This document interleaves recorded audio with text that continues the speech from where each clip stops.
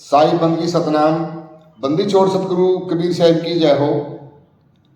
आज हम जानेंगे सतगुरु नितिन साहब जी से एक सत्संग के माध्यम से।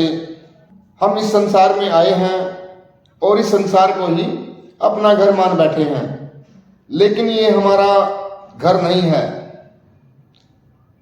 इस संसार को छोड़ के हमें एक ना एक दिन जाना ही पड़ेगा। सतगुरु कबीर साहब जी अपनी वाणी में बोल रहे हैं कि 3 लोक एक जेल है, 3 लोक एक जेल है, पाप पुण्य 2 जाल, सारा जग भोजन बना खाने वाला काल। तो आज जो सत्संग होगा ये हरियाणा के अंदर जिन डिस्ट्रिक्ट के अंदर होगा, तो जो ये आत्मज्ञान का सत्संग है, आपने सत्संग को पूरा विवेक लगा के और पूरी बुद्धि लगा के सुनना है। तो सबसे पहले मालिक पे जयकारा लगाएंगे और फिर सत्संग शुरू करेंगे। बोलिए परमपिता परमात्मा की, सतगुरु बंदी छोड़ कबीर साहिब की, सभी संतों की, सभी भक्तों की, सत्संग कराने वालों की, इनके माता पिता की, इनके बाल गोपाल की, सकल हंस को बंदगी साहिब बंदगी सतनाम। तो आज जींद में परमपिता परमात्मा के मूल ज्ञान का प्रचार होने जा रहा है। बहुत बड़े भाग हैं इन जीवों के जो आज ये सत्संग में आए हैं, क्योंकि अगर पूरे जीवन काल में एक बार भी कोई इस मूल ज्ञान को सुन लेता है तो उसके बहुत बड़े भाग हैं। और अगर कोई इस ज्ञान को समझ लेता है तो समझो कि ऐसे भाग हैं कि बड़े बड़े ऋषि मुनियों के नहीं हुए, बड़े बड़े देवी देवताओं के ऐसे भाग नहीं हुए, इतना समझ लो। तो आज वो सत्संग सुनाया जाएगा जिससे आप इस जन्म मरण की जेल को तोड़ के अपने असली घर जा पाओगे, अपने असली घर। अब कोई कहे असली घर, ये कौन सा घर है? मेरे तो ये घर है असली, ईंट पत्थर से बनाया, मेरे पिता ने बनाया, मेरी माँ ने बनाया, दादा ने बनाया, और कौन सा घर है हमारा? तो भाई ये घर नहीं है तुम्हारा, ये जेल है। जेल बनती है ईंट पत्थरों से, घर नहीं बनता। जेल कैसे बनती है जाके देखो, तिहाड़ जेल में किससे बनी है? ईंट पत्थरों से। वही ईंट पत्थर वहां लगे हैं, वही यहां लगे हैं, सेम सीमेंट वहां लगा है, यहां लगा है, सेम लोहा वहां लगा है, यहां लगा है। वो जेल कहला रही है, लेकिन ये घर कहला रहा है। क्यों? क्योंकि तुम्हें लग रहा है कि तुम आजाद हो, कहीं भी घूम सकते हो, किसी भी शहर में चले गए। और जेल वालों को लग रहा है कि हम इस जेल की 4 दीवारी में ही रहते। अब हम जो सोच के बैठे हैं कि हम आजाद हैं, कहां तक आजाद हो? बताओ, कहां तक जा सकते हो? कहां तक जा सकते हो? क्या आसमान पार कर लोगे? कि आसमान पार करके चले गए तुम? इसी गोले पे बैठे हो, इसी गोले पे गोल गोल घुमा रखा है तुम्हें। लेकिन कोई हथकड़ी नहीं लगी है, कोई तुम्हें देख नहीं रहा है कहां जा रहे हो, कहां आ रहे हो, इसलिए तुम्हें लगता है हम तो आजाद हैं। लेकिन ये तुम्हारी गलतफहमी है। जैसे पहले आतंकवादियों को जो गड़बड़ करते थे, या फिर जो हमारे इसके क्रांतिकारी हैं, इनको भी कहां भेजा जाता था? काला पानी में। काला पानी की सजा होती थी। काला पानी में एक टापू होता था सजा में, उस टापू के ऊपर उनको छोड़ देते थे। वो टापू होता था 100 किलोमीटर, 200 किलोमीटर, इतना बड़ा टापू होता था। भेज दिया वहां पर, और कोई हथकड़ी नहीं लगाई, क्योंकि चारों तरफ हजारों किलोमीटर पानी है, कहां जाएगा? यही रहेगा। उसको एक आम जीवन दे दिया जाता है कि चल तू कैदी तो है, लेकिन बिना हथकड़ियों का कैदी। अब बना अपना मकान, खुद ही बनवाते थे उनसे, उन्हीं से मेहनत करवा के बना के उन्हीं को वहां रखा जाता था। ये ऑस्ट्रेलिया जो आपको दिखाई दे रहा है, ये स्पेशल उन्हीं लोगों के लिए था। ये टापू, ये पूरा कॉन्टिनेंट, इतिहास पढ़ के देखना। बिगड़े हुए जो लोग थे, एक से एक धुरंधर, उनको वहां छोड़ दिया जाता था कि भागते रहो, दौड़ते रहो। तो इसी प्रकार ये दुनिया है, एक जेल है। इस जेल में हम रहते हैं, अपने अपने केबिन, जैसे जेल में होते हैं ना कमरे, अपने अपने कमरे खुद बना के रहते हैं। ये सब जेल हैं। और इस जेल की सफाई, इस जेल की पुताई, इस जेल का सारा सिस्टम तुम ही कर रहे हो अपने आप, तुमसे ही करवाया जा रहा है। सजाया भी इसी जेल को तुमसे ही जा रहा है। और जीवन जैसे ही तुम्हारा पूर्ण होता है, इसी जेल से कैदी को उठा के फांसी की सजा हो जाती है। देखो निकल रहे हैं जेलों में से मर मर के जा रहे हैं। जैसे वहां कैदी होते हैं, एक एक कमरा खाली होता रहता है, फांसी हो गई जी, आज था कल नहीं है। ऐसे ये जेल है, आज है कल नहीं है बंदा। लेकिन वो कभी समझ ही नहीं पाता कि वो एक जेल में है। तो कबीर साहब समझा रहे हैं, तीन लोक एक जेल है और पाप पुण्य दो जाल, सारा जग भोजन बना आने वाला काल। बिल्कुल क्लियर कर दिया। तीन लोक एक जेल है। तीन लोक में तुम कहीं चले जाओ, चांद पे चले जाओ, मंगल ग्रह पे चले जाओ, बृहस्पति पे चले जाओ, प्लूटो पे चले जाओ, कहीं दौड़ जाओ तुम बच नहीं सकते, क्योंकि तुम जेल के अंदर ही दौड़ रहे हो। और जाना कहाँ है? जेल से बाहर। अब जेल से बाहर कैसे पहुंचोगे? जब तुम्हें कोई जेल से बाहर का बंदा बताने आएगा कि तुम जेल में हो। नहीं तो तुम ये मानने को ही तैयार नहीं हो कि तुम जेल में हो। तुम्हें तो लग रहा है मेरे मालिक ने, मेरे परमात्मा ने ये दुनिया बनाई है मेरे ऐशो आराम के लिए। तुम्हारी गलतफहमी है। ऐशो आराम के लिए अगर तुम्हारी दुनिया बनाई होती तो बार बार तुम्हें इंसान का ही जन्म मिल रहा होता। करते रहो ऐश, लेकिन ऐसा नहीं है। 1,84 भटक के पौपे अटके आए, अब की पासा ना पड़ा तो फिर 84 जाएगा। 84 लाख जन्म भुगतने के बाद एक बार तुम इंसानी जन्म में आए हो। और इस इंसानी जन्म में तुम्हारे ऊपर इतने इतने इतने बोझे लाद दिए कि तुम बेचारे नींद की गोलियां खा खा के सो रहे हो। नींद भी नहीं ले पा रहे हो तुम, टेंशन में। मेरे बेटे का क्या होगा, मेरी जमीन के केस का क्या होगा, मेरी दुकान का क्या होगा, मेरे मकान का क्या होगा, मेरे परिवार का क्या होगा। इसी में उलझ उलझ के चिंतन करना था मालिक का। आखिरी जन्म मिला है इंसान का, एक एक पल परमात्मा को याद करना था। और ये क्या क्या याद करवाया जा रहा है तुमसे? संसार, जेल। तुम जेल की ही यादगारी में पूरा जीवन बिता के दोबारा जेल में आने की तैयारी कर रहे हो। इसलिए अब इस जेल में नहीं रहना है, रहना नहीं। देश बेगाना है, ये धरती कागज की पुड़िया, बूंद पड़े घुल जाना है। ये दुनिया झाड़ और झाखड़, उलझ पुलझ मर जाना है। कहे कबीर सुनो भाई साधो, सतगुरु नाम ठिकाना है, रहना नहीं देश बेगाना है। अब इस देश को छोड़ के जाएं तो कहां रहें? क्या है ठिकाना हमारा? कोई कह रहा जी सतलोक जाएंगे। अच्छा, वहां क्या है? वहां एक सत्पुरुष मिलेगा जिसके एक रोम कूप में हजारों सूरज चमकेंगे। अच्छा, बहुत बढ़िया, चलो चलते हैं। तो मिल गया परमात्मा? नहीं नहीं नहीं नहीं नहीं, अभी आगे और चलेंगे। कहां? आगे अलग लोक में चलेंगे। अच्छा, वहां कौन है? वहां अलग पुरुष बैठा है। उसमें क्या है भाई? उसके एक रोम में लाखों सूरज हैं। अच्छा, चलो पहुंचते हैं वहां पे। मिल गई मंजिल? नहीं नहीं नहीं, अभी और आगे जाना है। अच्छा, कहां?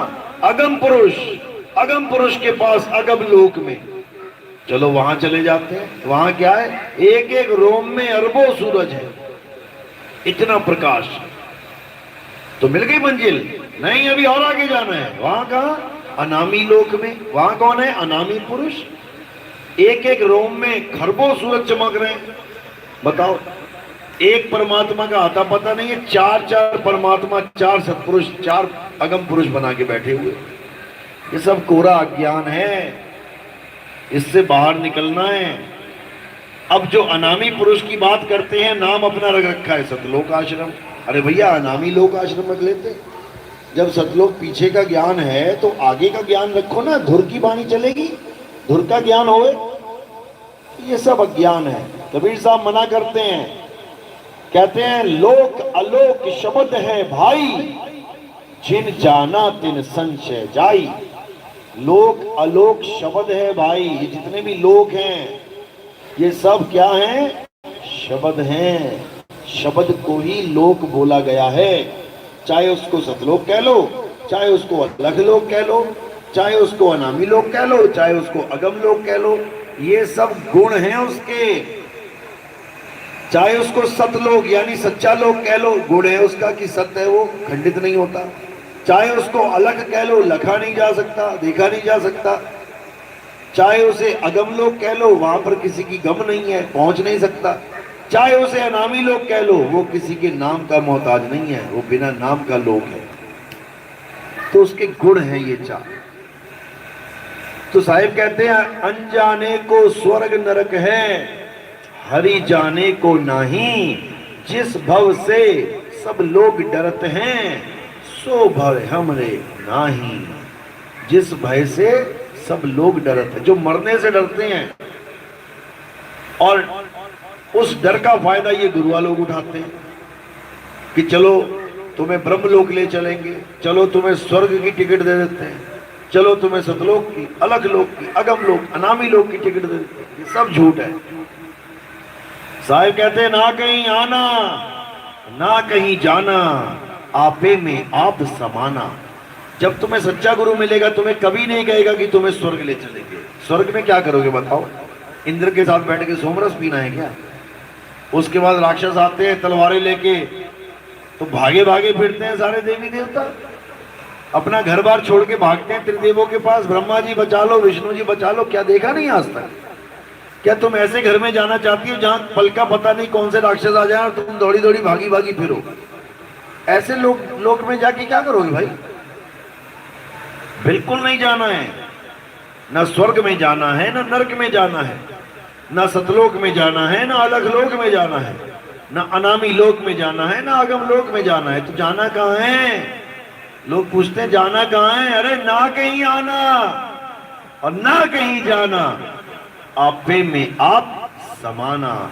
जो परमात्मा के 16 पुत्र बताए गए थे अनुराग सागर में, वो पहला पुत्र कुरुम है। कुरुम सुना नाम कुरुम का? कुरुम का नाम सुना ना? क्या है कुरुम? कुरुम को कहते कछुआ। अब इन अज्ञानी कबीर पंथियों, कबीर के कबाड़ पंथियों ने क्या बना दिया? एक कछुआ बना दिया, कछुए के ऊपर काल खड़ा कर दिया। कहते ये नीचे वाला पहला पुत्र है, ये बाद में ये भगवान परमात्मा का अल्लाह का काल भगवान पुत्र मानस चोला। बताओ, पहले पुत्र को 84 में डाल दिया और काल भगवान को इंसान बना दिया। सबसे बड़ा दोषी तो परमात्मा है, जो पहले पुत्र को कुरुम बना दिया, कछुआ। अरे ये सांकेतिक ज्ञान है। कुरुम का मतलब है कछुआ। एक कछुआ जा रहा हो तुम्हारे सामने गांव में, एक कछुआ मजे से जा रहा है 200 किलो का। अब कुत्ते आए उसे डराने के लिए, अब क्या करेगा कछुआ? कुत्तों से तेज भाग के जान बचाएगा, या किसी पेड़ पे चढ़ेगा, या सड़क खोदने लग जाएगा घुसने के लिए सड़क में। क्या करेगा वो? ना कहीं आना ना कहीं जाना, आपे में आप समाना। कहां समा गया वो? अपने आप में समा गया। कछुआ क्या करता है पता है ना? देखा कछुआ? हाथ पैर गर्दन क्या करता है? अपने में समा लेता है।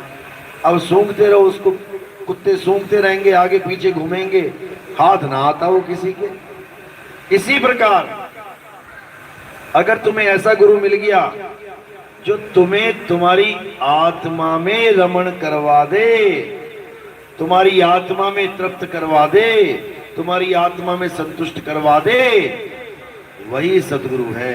तभी तुम्हारा कल्याण होगा।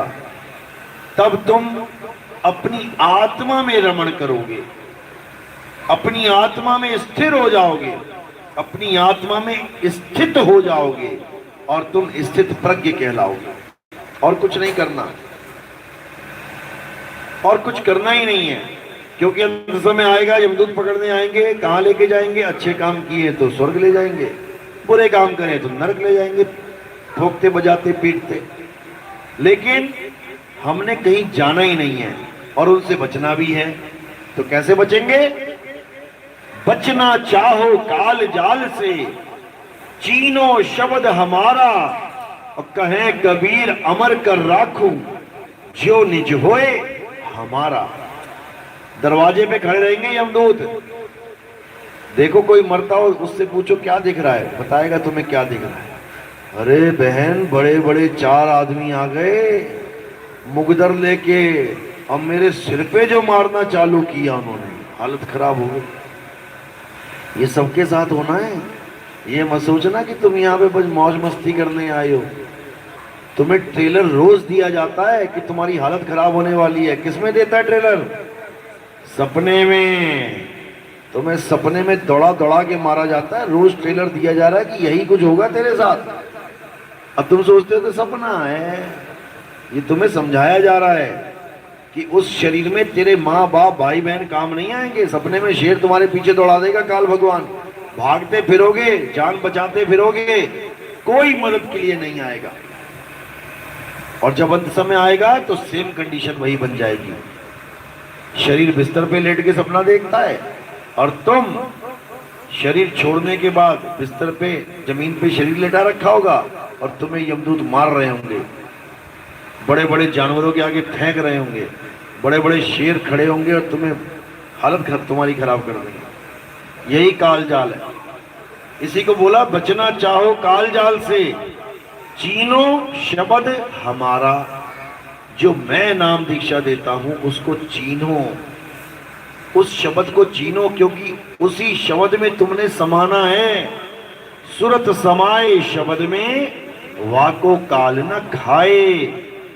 ये काल के सारे रूप हैं। कुत्ता, बिल्ली, हाथी, घोड़ा, शेर, ये सब काल के रूप हैं। पता नहीं किस रूप में तुम्हें खा जाए वो।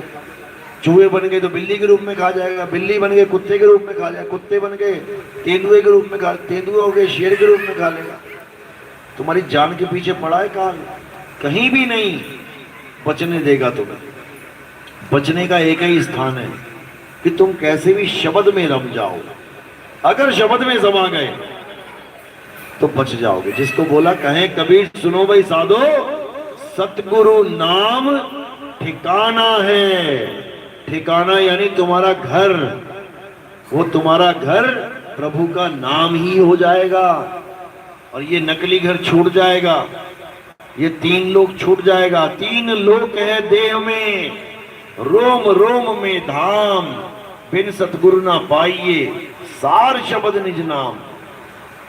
तो जो सार शब्द है वो वेदी गुरु जब समझाएगा तुम्हें, तब समझ में आएगा वो सार शब्द कहाँ है, कैसे मिलेगा। उसके बाद उस सार शब्द में सूरत को लगा के रखना है। जहां गुरु ने सैन दे दी, इशारा कर दिया, बस वहीं पे सूरत को टिका लेना है और कुछ नहीं करना।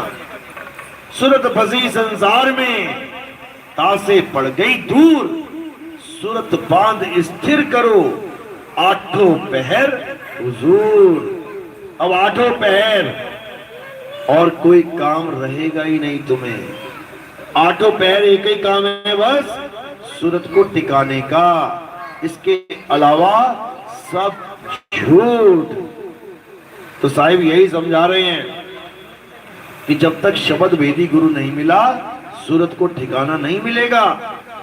शब्द बिना सूरत आंदरी, कहो कहां को जाए, द्वार ना पावे शब्द का, फिर भटका खाए। बार बार भटकोगे लक्षण से, तो अब भटकना नहीं है। अब सतगुरु नाम ठिकाना है। उस नाम को जान लेना है जो नाम मेरे पास है, जो नाम बोलने लिखने पढ़ने में नहीं आता। अभी तक जितने भी नाम आप जपते हो भगवानों के या किसी गुरु से कोई नाम लेके जपते हो, वो किस में आता है? बोलने में, लिखने में, सुनने में, पढ़ने में। जितने भी नाम बोलने लिखने पढ़ने में आ गए, सुनने में आ गए, ये सब नकली नाम हैं। ये सब नाम किसने बनाए? इंसान ने बनाए। कैसे बनाए? जैसे ये मकान बनाया, इंसान ने बनाया। मकान कैसे बनाया? मेन चीज क्या है? ईंटों से, ईंट से मकान बनाया, ईंट से दीवार बनाई, ईंट से खंबा बनाया।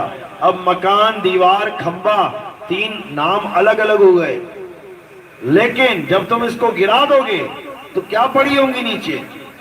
ईंटें। अब सारी ईंटें नीचे पड़ गई, सारी की सारी। अब बताओ क्या बोलूं मैं इसको? खंबा बोलूं, दीवार बोलूं, मकान बोलूं, क्या बोलूं? खंबा, दीवार, मकान केवल शेप की वजह से बोल रहे हो तुम। ईंट सीधी सीधी सीधी चिन दी, दीवार हो गई, गोल गोल गोल गोल लगा दी, खंबा हो गया।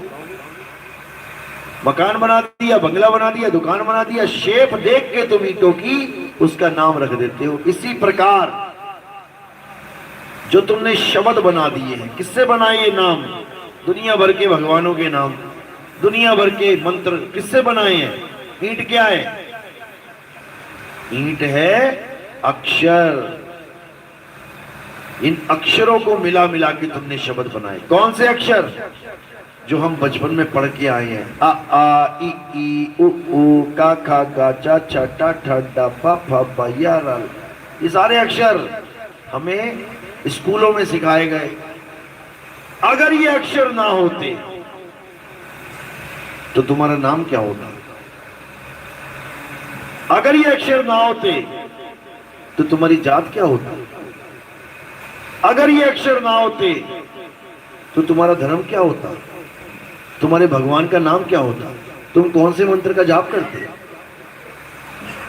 सारे अक्षरों से ही ये सारे वेद, पुराण, गीता, बाइबल, भागवत, कुरान सब ग्रंथ बने। अक्षर खत्म तो सब कुछ खत्म। ये राम राम, ये वाहिगुरु वाहिगुरु, ये अल्लाह अल्लाह, गॉड गॉड, सब खत्म हो जाएगा। अल्लाह खत्म हो जाएगा क्या? गॉड खत्म हो जाएगा? वाहिगुरु खत्म हो जाएगा? वाहिगुरु, अल्लाह, गॉड, राम तो रहेगा, लेकिन उसके नाम सब खत्म हो जाएंगे अगर ये अक्षर हट जाए तो।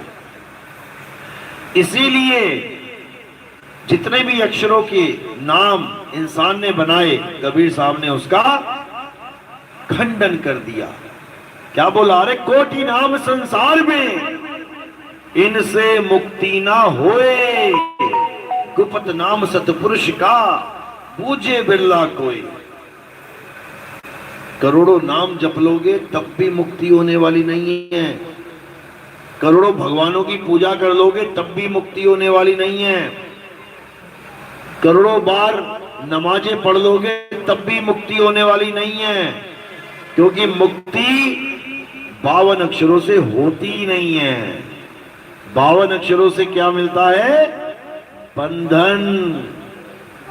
52 अक्षर बंधन कारक हैं। मुक्ति का नाम है आत्मज्ञान। तो साहिब कह रहे हैं 52 अक्षर जीव आधारा, आदि अक्षर जीभ्या से न्यारा। 52 अक्षर जीव से बोले जाते हैं। जीभ काट दो किसी की, अब बोल के दिखाए क्या बोलेगा? सारे अक्षर जीव से, पर आदि अक्षर जीभ्या से न्यारा। वाही को सत सिमरन कहिए, सिमर सिमर नर उतरो पारा। वही है सत्य जो नी अक्षर है, जो बोलने में नहीं आता। बाकी सब नकली नाम हैं। गुरु ग्रंथ साहब में बिल्कुल क्लियर कट में लिखा है। पहले तो कृष्ण जी के हजारों नाम लिख दिए, कितने सारे, मधुसूदन, गोपाल, माखन चोर, कन्हैया, सारे नाम लिख दिए। उसके बाद क्या लिख दिया? कृत्रिम नाम कथे तेरे जीबा, सत्य नाम तेरा परापुर बला। कि कृत्रिम नाम तेरे जीभ से कत कत के लोग तेरा नाम जप रहे हैं, लेकिन उससे बात नहीं बनेगी। किससे बनेगी? सत्य नाम तेरा परापुर बला। उस सतनाम को जानना है जो परे की बात है। परा, परा विद्या, यानी माया से परे की विद्या, तब बात बनेगी। तो सतनाम कोई नाम नहीं है, कोई मंत्र जाप नहीं है। सत्य नाम कोई नाम नहीं, ये है आपन रूप और जो जाने इस भेद को पावे आप स्वरूप। सतनाम कोई नाम नहीं है कि तुम भी जपने लग जाओ, सतनाम सतनाम सतनाम। ये साता नाम कहां से आया? अगर 52 अक्षर ना होते, यारा लावा शाह सा, ये लाइन ना होती तो साख सतनाम का सा कहां से आता? हा कहां से आता? ता था दा धा ना, ये लाइन ना होती ता कहां से आता? तो ये सारे 52 अक्षर हैं। इन 52 अक्षरों से हमें आगे बढ़ना है। 52 अक्षर से आगे बढ़ेंगे तभी आत्मा का ज्ञान होगा। सतनाम आत्म ज्ञान का नाम है, सतनाम आत्मा का नाम है, सतनाम निज स्वरूप का नाम है। सतनाम कोई मंत्र जाप नहीं है जो कबीर पंथ में दुनिया भर के गुरु सतनाम सतनाम जपवा के इस जीव की हानि करवा देते हैं, भरमा देते हैं। और जीव बेचारा विवेकी नहीं है, उसको लगता है मेरे गुरु ने मुझे सतनाम दिया है। वो सोचता है सतनाम ही तो दिया है, झूठा नाम थोड़ी नहीं दिया है। और वाणी भी दिखा देते हैं वो लोग, सतगुरु सोई सतनाम बतावे, बाकी गुरु कोई काम ना आवे। कहते हैं देखो मैंने तुम्हें सतनाम दिया है। अरे सतनाम कोई मंत्र थोड़ी नहीं है। मैं गुरु के पास गया, गुरुजी मुझे प्यास लगी है पानी दे दो, उसने मुझे बोलने वाला पानी दे दिया कि बेटा घर में जाके पानी पानी पानी पानी पानी पानी पानी जपो। पानी पानी जप के भी कभी गला गीला हुआ है? कभी नहीं। इसी प्रकार जो गुरु लोग ये दे देते हैं, बेटा राम राम जपो, बेटा राधे राधे जपो, बेटा वाहेगुरु वाहेगुरु जपो, अल्लाह अल्लाह जपो। ये सब राम अल्लाह वाहेगुरु गॉड का भेद नहीं जानते। ये केवल नाम के गुरु हैं, काम के गुरु नहीं। काम का गुरु वो है जो इन नामों को छुड़वा दे। कि क्या जपते हो? मैं जी राम राम जपता हूं, छोड़ इसको। क्या जपते हो? मैं कबीर कबीर जपता हूं, छोड़ इसको। क्या जपते हो? मैं वाहेगुरु वाहेगुरु, छोड़ इसको। सब छुड़वा के क्या देगा वो? आत्म ज्ञान, आत्म ज्ञान देगा। सोई गुरु पूरा कहावे, जो 2 अक्षर का भेद बतावे। एक छुड़ावे एक लखावे, तब प्राणी निज घर को जावे। ऐसा गुरु मिल गया जो एक छुड़ावे, 52 अक्षरों को छुड़वा देवे, छोड़ दे उसको, और आत्म अक्षर का लखाव करा दे कि तेरी आत्मा क्या है, कैसी है, बात तब बनेगी। तो कृष्ण जी भी यही समझा रहे हैं कि हे अर्जुन, जो अपनी आत्मा में रमण करते हैं, जो अपनी आत्मा में तृप्त हैं, जो अपनी आत्मा में संतुष्ट हैं, उन लोगों के लिए कोई भी धार्मिक कर्म कर्तव्य लागू ही नहीं होता। उनको सारी उम्र किसी मंदिर में जाने की जरूरत ही नहीं, उनको किसी त्योहार में खड़े होकर पूजा पाठ करने की जरूरत ही नहीं, उनको कोई हवन यज्ञ, कोई तीर्थ स्थान में जाके डुबकियां मारने की जरूरत नहीं, उनको किसी पर्वत की परिक्रमा करने की जरूरत नहीं। आत्मज्ञानी हर प्रकार के कार्य से निवृत्त हो जाता है। वो केवल कछुए की तरह अपनी आत्मा में रमण करता है और कुछ नहीं करना है। कुछ करना ही बंधन है। कछुआ अपने आप को समेटने की जगह कुछ और करने लग जाए तो मारा गया, और कुछ करना ही नहीं है। भागने की कोशिश तो बिल्कुल नहीं करनी है, कुत्ते दौड़ा दौड़ा के मारेंगे। गर्दन बाहर निकालकर देखने की किसी को जरूरत नहीं है, नहीं तो गर्दन ही पकड़ लेंगे। खुद से अलग किसी चीज को जानने की जरूरत ही नहीं है, नहीं तो हालत खराब हो जाएगी। तो इसीलिए खुदा को पाना है तो खुद में आना है। खुद में आ ही खुदा है, समझना पड़ेगा। तो साहिब ने समझाने में कोई कमी नहीं छोड़ी, लेकिन हम ही नहीं समझ पाए। गलती हमारी है। उन्होंने तो सारे भेद समझा रखे हैं, बता रखे हैं, लेकिन हम अज्ञानी जीव परख ना करने के कारण ठगे जाते हैं। लुट गया रे व्यापारी परख बिना। ये भजन है कबीर साहब का कि बिना परख के बेचारा व्यापारी लुट गया। तुम गेहूं लेने गए मंडी में, अब तुमने बोरियां लदवा ली अपनी गाड़ी में, रख दो भैया 4 बोरियां, रख दी। अब पारखी लगाई नहीं उसमें, तुमने देखा ही नहीं, गेहूं चेक ही नहीं किया, घर में आके देखा तो 2 दाने और 4 कंकड़, यानी 1 क्विंटल में 50 किलो कंकड़ उठा के ले आए थे। अब भी गुरु क्या करेगा? छटनी करवा देगा। अब तुम जब छांटोगे सूप से तो क्या होगा? उसमें से भी असार असार गुरु अलग कर देगा। यानी अगर तुम गलती से वो बोरा ले भी आए बिना परख के, यानी तुम पिछले गुरु के पास से नाम दीक्षा ले भी आए हो, तब भी गुरु तुम्हारा साथ दे देगा कि बेटा अब बन जाओ पारखी, ले आओ सूप। सतगुरु ऐसा चाहिए जैसा सूप सुहाए और सार सार तो गही रहे, थोथा दे उड़ाए। जब सूप चलता है तो सारे कंकड़ फंकड़ ये सब कहां चले जाते हैं? धूल मिट्टी ये सब किनारे कर देता है सूप। तो इस प्रकार अगर तुमने गुरु धारण किया भी है और उसने अधूरा ज्ञान दिया भी है, उसने गेहूं के साथ कंकड़ खिला भी दिए, तो खा मत लेना। पता लगा पेट में ही जम गए, सारे पथरी बन गई उसकी, फिर मर गए ऑपरेशन कराते कराते। अब कुछ नहीं करना है, अब केवल परख करना है कि सत्य क्या है, सत्य क्या है। सत्य केवल एक चीज है, आत्मा ही सत्य है, और सत्य के अलावा जो कुछ भी है वो झूठ है। जगत ही झूठ है, शरीर झूठ है, 5 तत्व 25 प्रकृति 3 गुण मन माया ये सब झूठ है। लेकिन लोग इसी को सत्य मान के इसमें जीवन जी रहे हैं। यही दुविधा है। तो सत्संगी कौन कहलाता है? जो सत्य का संग करता है। सत्य क्या है? देवी देवता सत्य है क्या? क्या देवी देवता सत्य हैं जिनकी तुम पूजा कर रहे हो? देवताओं का राजा कौन है? इंद्र, सबसे बड़ा देवताओं का राजा। अरे वही गौतम ऋषि की बीवी के पास जा रहा है, पूजनीय है क्या?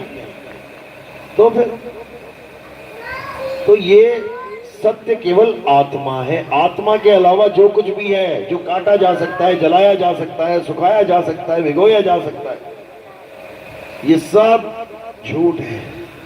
इसलिए कृष्ण जी ने बोला कि हे अर्जुन, आत्मा को ना तो कोई शस्त्र काट सकता है, ना अग्नि जला सकती है, ना वायु सुखा सकती है, ना जल भिगो सकता है। तो क्या सुदर्शन चक्र काट सकता है आत्मा को? सबसे बड़ा दिव्यास्त्र क्या है कृष्ण जी के पास? सुदर्शन चक्र। मैं कहता हूं सुदर्शन चक्र सारी उम्र की जोड़ लगा दे जितना भी है, आत्मा को काट लेगा क्या? नहीं काट पाएगा, क्योंकि अगर आत्मा कट गई तो वो सत्य रही नहीं। लेकिन कृष्ण जी ने गीता में इसी आत्मा की महिमा गाई है। आत्मा का नाम सुना है ना? आत्मा, आत्मा अपनी आत्मा लेके आए हो आप यहाँ पे? कोई भूल तो नहीं गया टैची में ताला लगा के संदूकड़ी में? सब लेके आए हो? लेके आए हो, लेकिन जानते नहीं हो। अभी तुम कोई कुत्ता लेके आते तो पता होता मैं किसको साथ लेके आई हूँ। कोई तोता लेके आते, कोई साड़ी ले आते, कोई चप्पल ले आते, लाली लिपस्टिक बिंदी ले आते, तो पता होता मैं लेके आई हूँ, उसके स्वरूप का ज्ञान होता वो कैसी है। अब लेके तुम आत्मा भी आई हो, लेकिन तुमसे पूछा जाए कैसी होती है आत्मा? आत्मा का क्या रंग है, क्या रूप है? मोटी है, पतली है, लंबी है, छोटी है, नाटी है, काली है, गोरी है? कैसी है आत्मा? लाई हो ना आत्मा साथ में? कैसी है बताओ जरा? कैसी? बिंदु, बिंदु स्वरूपी है। ब्रह्म कुमारी में जाती हो क्या? तभी बोल रही हो। ये बिंदु ने बेड़ा गर्क कर दिया लोगों का। कोई बिंदु बिंदु नहीं है, आत्मा बिंदु बना दी इन लोगों ने। आत्मा बिंदु नहीं है, उस बिंदु को जो देख रहा है, उस बिंदु को जो देख रहा है वो कौन है? हैं? ये कौन है? बिंदु को जो देख रहा है वो परमात्मा है। और तुम कौन हो? अरे भाई, अगर तुम एक बिंदु को देख रही हो तो तुम दृष्टा हो। बिंदु एक दृश्य है, जो दिखता है वो माया है, जो देखता है वो आत्मा है। आत्मा ही सबको देख रही है, समझे? तो देखने वाला दृष्टा है, दिखने वाला दृश्य है। दृश्य असत्य है, दृष्टा सत्य है, लेकिन फंसा पड़ा है दृश्य में, इसलिए दृष्टा भी असत्य कहलाता है। अब एक अवस्था ऐसी है जहां पर ना दृश्य है ना दृष्टा भाव है, वो है शुद्ध चैतन्य स्वरूप आत्मा। यानी वहां पर पहुंचकर तुम केवल और केवल आत्मा ही हो जाओगे। अभी तुम दृष्टा बने बैठे हो, दृश्य को देख रहे हो, बंधन में हो। तो ये तीसरे लेवल का ज्ञान है। तो इसी को साहिब ने बोला कि जीव शिव पीव, इन तीनों लेवल का ज्ञान जब तुम समझ जाओगे तब तुम्हारे सारे कपाट खुल जाएंगे। क्या है जीव, क्या है शिव? जीव शिव सब प्रगटे, वह ठाकुर वह दास, कबीर और जाने नहीं, एक राम नाम की आस। इसी एक दोहे में तीनों अवस्थाओं का ज्ञान है। जीव ज्ञान भी है। जीव कौन है? जीव सोई जो जुग जुग जीवे, उत्पत परलय माही, देह धरे भर में 84, निर्भय कबहू नाही। जीव वो है जो कभी निर्भय नहीं होता, डरता रहता है हमेशा। हाय मर गया, हाय मर गया, मर जाऊंगा, एक दिन मर जाऊंगा, मेरा क्या होगा, मेरा ये होगा, मेरा। निर्भय होता ही नहीं है। शिव क्या है? शिव ब्रह्म अवस्था है, जो सृष्टि को बनाता है। शिव ही जीव बनके सृष्टि को भोगता भी है। तो ये कर्ता और भोगता इन दोनों लेवल पे रह जाता है। शिव से कर्ता बने बैठे और जीव से भोक्ता बने बैठे। अब शिव और जीव दोनों से ऊपर जो अवस्था बनती है उसको कहते हैं पीर। बहुबंधन में बांधिया एक बेचारा जीव, और क्या बल छूटे आपने जो न छुड़ाए पीर। अब ये जो अवस्था है ये परमपिता परमात्मा बंदी छोड़ की अवस्था है। यही आते हैं हमें समझाने के लिए, देह धारण करके, प्रकाश पुंज की, तेज पुंज की देह धारण करके। वो हमारी तरह माँ बाप के मिलन से 5 तत्वों का शरीर धारण करके नहीं आते। कहते हैं अविगत से चला आया, कोई मेरा भेद मरम ना पाया, ना हम लीना गर्भ बसेरा, बालक होए दिखलाया, संतों अविगत से चला आया। मात पिता मेरे कछु नाही, ना मेरे घर दासी, और जुल्हा का सुत आन कहाया, जगत करे मेरी हासी। जुलाहे का बच्चा, जुलाहे का लड़का कहला के इस दुनिया से चला गया, दुनिया वाले हंसते रह गए, ये जुलाहा करेगा पार तुम्हें। तो इसी को समझना है। तरवर सरवर संत जन, और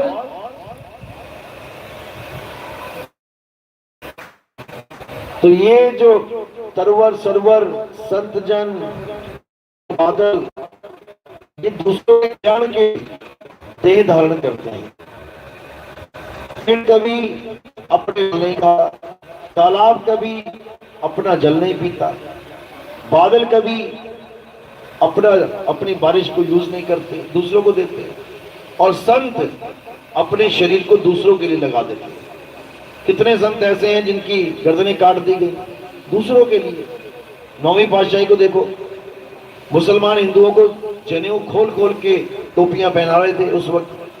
जो बाहर से आए थे मुसलमान, मुगल साम्राज्य वाले, ये सब बाहर के विदेशी हैं, ये हमारे देश के नहीं थे। ये सब मुगल बाहर से आए हैं। उन्होंने यहाँ पर बहुत बड़ा बदलाव किया, हिंदुओं को मार मार के, डरा डरा के, धमका धमका के, लालच दे दे के धर्म परिवर्तन कर दिया। तो उस वक्त कितने ही हिंदुओं के जनेऊ उतार के उनको मुसलमान बनाया जा रहा था। तो सब त्राहिमाम चल रहा था। पहुंच गए 9वीं पातशाही के पास, कहते महाराज बचाओ, ये औरंगजेब जो है ये तो बड़ा निर्दयी है, क्या किया जाए। तो उन्होंने कहा भाई ऐसा कहो, उसको बोल दो कि हमारे गुरुजी हैं, आप इनको कन्वर्ट कर लो, आप इनका धर्म बदल दो, हम सारे धर्म बदल लेंगे। बड़ा खुश हो गया वो, क्या बात है, बस एक ही तीर से सारे निशाने लग जाएंगे। बुला लिया गुरुजी को, आ जाओ। दिल्ली में शीशगंज चौराहा जो है वहां पर उनको बोला गया कि भाई या तो आप अपना धर्म छोड़ के हमारे धर्म में आ जाओ या फिर आपका सिर कलम कर दिया जाएगा। तो वहां गुरुजी क्या बोले हैं कि भाई मैं जिस धर्म में हूं उसको छोड़ने का मतलब ही नहीं है, क्योंकि वो सर्वधर्म एक है। ऐसा नहीं है कि मैं अल्लाह को नहीं मानता, हमारे ग्रंथ साहब में तो साफ लिखा है, कोई बोले राम राम, कोई खुदाए, कोई सेवे गोसैया, कोई अलाए। हमें तो कोई फर्क ही नहीं है धर्म का, हमारा तो ये अटल धर्म है, हम इसको नहीं छोड़ सकते। तो भैया गर्दन ही काट ले। तो शीशगंज चौराहे पे उनकी गर्दन काट दी गई। तो संतों ने तो अपना शरीर भक्तों के लिए, दुनिया के लिए निछावर ही किया है। जगजीवन साहिब देखो सारी उम्र पूरे दुनिया में भ्रमण करते रहे, चलते रहे, पैदल चलते, क्या पड़ी है उन्हें चलने की। वो भी तो चाहते हैं कि बेड लगाओ आराम से सो जाएं एसी में। बाबा नानक देखो 4 उदासियां करी, अरे भाई उदासी करी तो घर में बैठ के उदास होकर भक्ति करो ना, लेकिन नहीं, 4 उदासियां करी और ये लंबी लंबी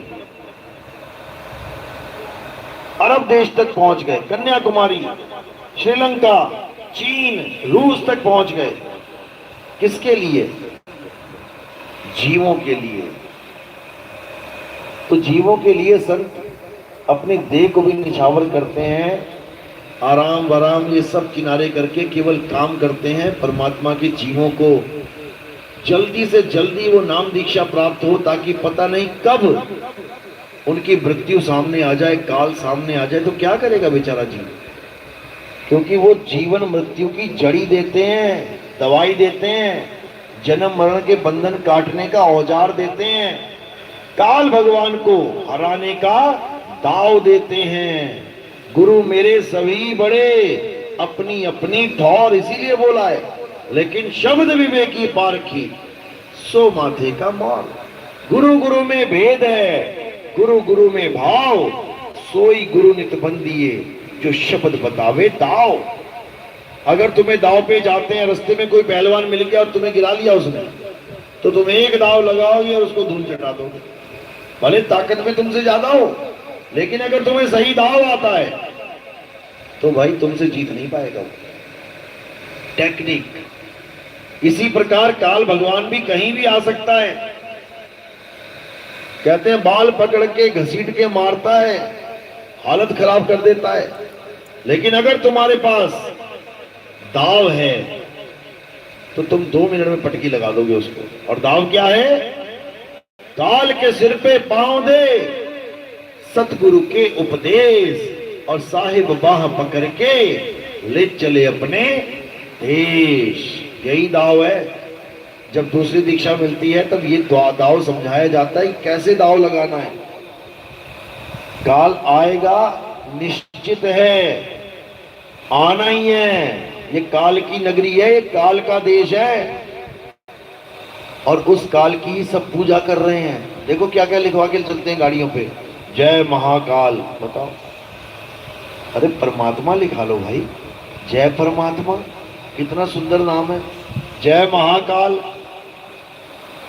काल का मतलब ही मृत्यु है, और जो नाम लिखवा के ले जा रहे हैं जय महाकाल, क्या वो बच रहे हैं? देखो कांवड़िए, कितने कांवड़िए भाई 25-25, 40-40 ट्रकों पे लाद के जा रहे हैं, ट्रक पलट गया, सारे मरे पड़े हैं। बताओ, और बोलते हैं काल उसका क्या बिगाड़े, जो भगत है महाकाल का। हमसे वीडियो देख लेना महाकाल के भक्तों का क्या हाल है। ये नहीं कि कबीरपंथियों का हाल ऐसा नहीं होगा, कोई भी किसी भी पंथ का है, किसी भी धर्म का है, उसका ये हाल होना ही होना है, क्योंकि ये चीज बनी उसी लिए है। बच्चे का जन्म क्यों होता है? क्यों होता है? मरने के लिए।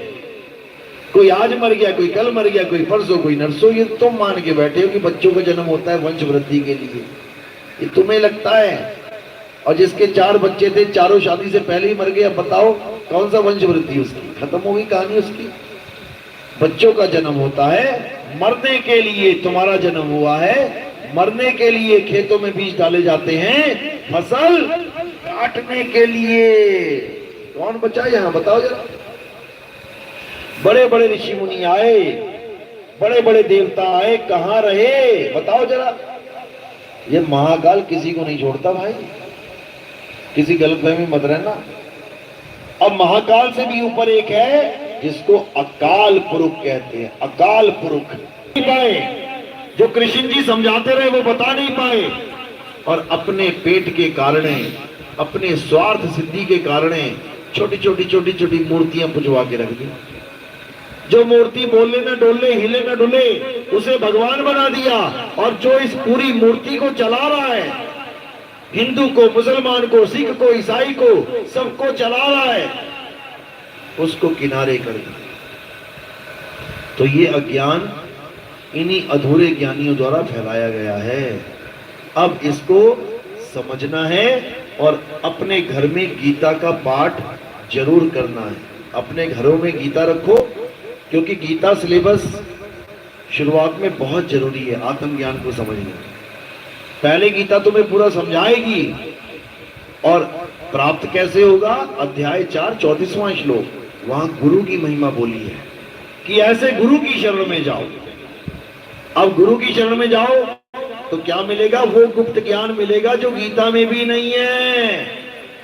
वो गुप्त ज्ञान मिलेगा, क्योंकि अगर गीता में वो ज्ञान बोला होता तो गुरु के पास जाने की जरूरत ही ना होती, गीता से ही समझ लेंगे। लेकिन ऐसा नहीं बोला। गीता का ज्ञान बोला तुम्हारे वज्र कपाट खोलने के लिए, तुम्हें समझाने के लिए, लेकिन प्रैक्टिकल ज्ञान चाहिए तो गुरु के पास जाके तुम्हें सारा भेद समझना पड़ेगा। वो तुम्हें गुप्त भेद बताएगा। बिना गुरु के किसी को ज्ञान नहीं हो सकता। यहाँ तक कि राम जी और कृष्ण जी भी गुरु बना के बैठे हैं, और तुम सोचते हो हमें गुरु की क्या जरूरत है। जिसको तुम भगवान मानते हो वो भी गुरु धारण करके बैठे हैं, क्योंकि गुरु के बिना ज्ञान होता ही नहीं। तो कबीर साहब भी समझा रहे हैं, गुरु बिन माला फेरते, गुरु बिन देते दान, गुरु बिन दोनों निष्फल है। चाहे पूछो वेद पुराण, बिना गुरु के तो कुछ हो ही नहीं सकता। अरे जिसका कोई गुरु नहीं होता उसका जीवन शुरू ही नहीं होता, आध्यात्मिक जीवन उसका शुरू ही नहीं हो सकता। तो इसलिए गुरु धारण करना बहुत जरूरी होता है, लेकिन परख के। गुरु करे जान के, पानी पिए छान के, कबीर साहब की वाणी है। लेकिन अब आरओ लग गए हैं घर घर में, अब पानी छानोगे तो लोग कहेंगे अरे गंदा कर दिया पानी तूने यार, सीधे आरओ से पानी निकल रहा है, पता नहीं कैसा कपड़ा है ये, कितने विषाणु जीवाणु कपड़े में लगे, तूने उससे छान लिया, वो सारे जीवाणु उसी में आ गए पानी में। आजकल आरओ लगा है, आजकल कब पानी छान के पीने की जरूरत नहीं है। पर एक सिद्धांत है, पारक सिद्धांत, जो पानी पे चलता है, वो आज भी उनके आश्रम में जाके देखोगे हर टूटी पे पानी लगा है, हर टूटी पे कपड़ा लगा है, और कपड़ा इतना गंदा हो जाता है कि वो कपड़ा ही गंदगी फैला रहा है। इससे अच्छा पानी को आरओ में यूज कर लो, या फिर उबाल के पानी पी लो, तब भी अच्छा है। तो ये साहिब की तब की वाणी है जब आरओ नहीं थे, तब तालाबों में से पानी लेके आते थे, कुएं से पानी निकालते थे, उसमें छोटे छोटे जीव होते थे, कोई बिना छाने पी ले तो वो जीव भी अंदर चले गए। तो साहिब बोलते थे गुरु करो जान के, पानी पियो छान के। लेकिन अब उल्टा काम है, अब गुरु करो छान के और पानी पियो जान के। अब एक लैट्रिन में जो पानी आती टूटी उसका गिलास भर के रख दिया, बाथरूम में जो आता है उसका रख लिया, किचन वाला आता है उसका रख लिया, टंकी वाला है वो रख लिया। अब चारों पानियों को तुम अलग अलग नहीं जान पाओगे कि कौन सा किसका है, तो उसको जान के पीना। ये कहाँ का पानी है भैया? ये लैट्रिन वाला है, दूर कर इसको, है बिल्कुल वैसा ही दिखने में, ना उसमें कीड़े ना उसमें कीड़े, लेकिन जानना पड़ेगा। इसी प्रकार गुरु को छानना पड़ेगा, छलनी लगानी पड़ेगी। क्या ज्ञान दे रहा है तेरा गुरु, क्या दे रहा है तेरा गुरु, क्या दे रहा है तेरा गुरु, क्या दे रहा है तेरा गुरु। मंत्र दे रहा है, छोड़ दे। तेरा गुरु श्वासों का अजपा जाप दे रहा है, छोड़ दे। तेरा गुरु कानों में उंगलियां डलवा रहा है, छोड़ दे। अब पकड़ना क्या है? सार शब्द भेदी गुरु को पकड़ना है, जो तुम्हारी आंखें भी बंद ना करवाए, कान भी बंद ना करवाए, मंत्र भी ना जपवाए, श्वासों का अजपा जाप भी ना करवाए, अनहद नाद भी ना सुनवाए, मंदिरों में जाना भी छुड़वा दे, मस्जिदों में जाना भी छुड़वा दे, तीर्थों में जाना छुड़वा दे, नदियों में नहाना छुड़वा दे, पत्थर की पूजा छुड़वा दे, परिक्रमा छुड़वा दे और आत्मा के साथ जोड़ दे। तब समझ लो कि तुम्हें आत्मज्ञान होगा ही होगा। और आत्मज्ञान हो गया तो आत्मा में ही परमात्मा का वास है। इसी को बोला है, जब लगना चीनोगे आत्म तब लगना मिली है परमात्म। आत्म चीने परमात्म कहावे सोए, और यह भेद काया से न्यारा बूझे बिरला कोई। ये काया से न्यारा, ये आत्मा का ज्ञान है। तो आत्मा का ज्ञान समझने में बहुत बहुत विवेक चाहिए।